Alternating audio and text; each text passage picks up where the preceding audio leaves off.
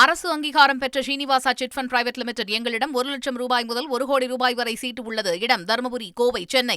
பத்திரிகையாளர் திரு ரமேஷ் இணைந்திருக்கிறார். திரு ரமேஷ், எந்த ஆளுநர்களும் இப்படி பட்டியல் போட்டதில்லை. இப்படி பட்டியல் போட்டு எதிர்க்கட்சி அரசியல ஆளுநர் கையில் எடுக்கிறாரா? நான் அந்த வார்த்தையை ஏற்கவில்லை.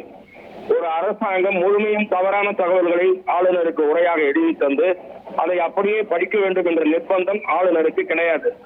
தமிழ்நாட்டில் சட்டம் ஒழுங்கு பரிபூர்ண திருப்திகரமாக இருக்கிறதா? அப்படி இருக்கும்போது அதை எப்படி ஏற்றுக்கொண்டு படிக்க முடியும்? ஆகவே ஆளுநர் உரையில் திருத்தங்கள் சொல்லுவார். சொல்லுவது ஏற்கப்படாவிட்டால் அவரை வாசிக்க வேண்டிய அவசியம் ஆளுநருக்கு கிடையாது. இதற்கு முன் காங்கிரஸ் ஆண்ட மாநிலங்களில் 1-2 முறை ஆளுநர்கள் இதே மாதிரி செய்திருக்கிறார்கள்.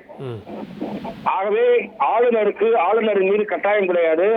அவர் எப்படி இதையெல்லாம் தயாராக வைத்திருந்தார் என்ற கேள்வியும் அபத்தமானது. ஆளுநருக்கு உரை அனுப்பப்பட்டிருக்கிறது. அந்த டிராப்டை அவர் முழுமையாக படித்திருக்கிறார். ஆகவே அந்த உரையிலிருந்து எங்கெங்கே மாறுபடுகிறார் என்பதை தெரிவிக்க வேண்டிய கடமை, பொறுப்பு அவருக்கு இருக்கிறது. அவர் தெரிவிக்கலாம். இரண்டாவது, இந்த அரசு எழுதி இருக்கக்கூடிய உரை நிறைய புழுவுகள் நிறைந்ததாக இருந்தால் அதை படிக்க வேண்டிய கட்டாயம் ஆளுநருக்கு கிடையாது. அதே போல ஏற்கனவே தேசிய கீதத்தை பற்றி சுட்டிக்காட்டப்பட்டது. ஆளுநர் பங்கேற்கிற நிகழ்ச்சிகளில் என்ன மரபு கடைபிடிக்கப்படுகிறது? தமிழக சட்டசபையில் இறுதியில் தேசிய கீதம் என்றால் 2 முறை பாடினால் என்ன குடிமொழியிடும்? ஆகவே ஆளுநருடைய நடவடிக்கைகளில் நான் குறை காணவில்லை. ஆனா அதே நேரத்தில் ஆளுநர் வருடந்தோறும் இதை செய்கிறார், புறக்கணிக்கணும்னு ஒரு காரணம் தேடுறாரோ அப்படின்ற குற்றச்சாட்டு முன்வைக்கிறாங்க.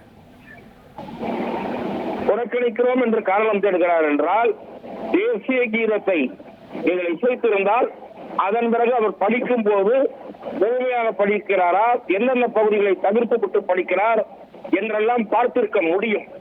தேசிய கீதம் இசைக்கப்பட வேண்டும் என்று அவர் தெரிவித்த பிறகும் பிடிவாத போக்கை கையாளுவது மாநில அரசாங்கம் தானே தவிர ஆளுநர் அல்ல. தேசிய கீதம் பாடி இருந்தால் அப்படி ஒரு மரபு இதுவரை நீங்க சட்டமன்றத்துல எல்லா அமர்வுகளையும் பார்த்திருக்கீங்க. இதற்கு முன்பு அப்படி இருந்திருக்கா? ஒரு முறையாவது அப்படி இருந்திருக்கா? இந்த ஆளுநர் வருவார், திடீர்னு சொல்லுவாரு, நாளைக்கு இன்னொரு ஆளுநர் வருவார், 3 டைம் போடுங்கன்னு சொல்லுவாரு. இது ஏற்றுக்கொள்ளக்கூடிய நடைமுறையான்னு கேட்கிறாங்கல்ல. இது விதண்டவாதம். மேதக ஆளுநர் கலந்து கொள்கிற நிகழ்ச்சிகளில் முதலில் தமிழ்த்தாய் வாழ்த்து, பிறகு தேசிய கீதம், பிறகு நிகழ்ச்சி தொடங்கும். ஆளுநர் உரை முடித்த பிறகு நான் சொல்வது பொது நிகழ்ச்சிகள். அந்த நிகழ்ச்சியினுடைய பேச்சாளர்கள் பேசி முடித்துவிட்டு ஆளுநர் புறப்படுகிற போது தேசிய கீதம் இசைக்கப்படும். நான் மேதக ஆளுநராக டாக்டர் தமிழிசை இருந்த போது எனது புத்தக வெளியீட்டு விழா நடந்தது. அப்படித்தான் அந்த நிகழ்ச்சி நடைபெற்றது.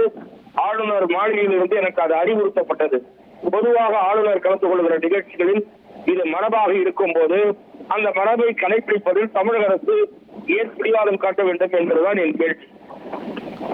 இதே ஆளுநர்கள் தான் வருடந்தோறும் பங்கேற்கிறார். இப்ப இவர் மட்டும் இல்ல, இதற்கு முந்தைய ஆளுநர்கள் சட்டமன்றத்துக்குள்ள வரப்போ சட்டமன்ற மரபை தானே கடைபிடிக்கணும். இவர் ஒரு திருத்தம் சொல்லுகிறார். நான் அதற்குத்தான் உங்களை கேட்டேன்.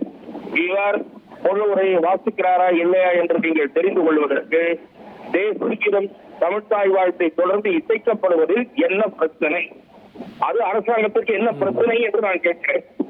ஆகவே அரசாங்கம் தனது நிலையில் உறுதியாக இருக்கிறது. இவர் சொல்லுகிறார் என்பதற்காக மாற்ற வேண்டுமா? முடியாது. இவர் வந்தால் வரட்டும், பேசினால் பேசட்டும், பேசாவிட்டால் போகட்டும், நாம் சௌகரியமாக நம்மை பாராட்டி நாமே பேசிக் கொள்ளலாம் என்கிற போக்கை இந்த அரசு கடைபிடிக்கிறது. அரசு அங்கீகாரம் பெற்ற Srinivasa chit fund private limited எங்களிடம் 1 லட்சம் ரூபாய் முதல் 1 கோடி ரூபாய் வரை சீட்டு உள்ளது. இடம் தருமபுரி, கோவை, சென்னை.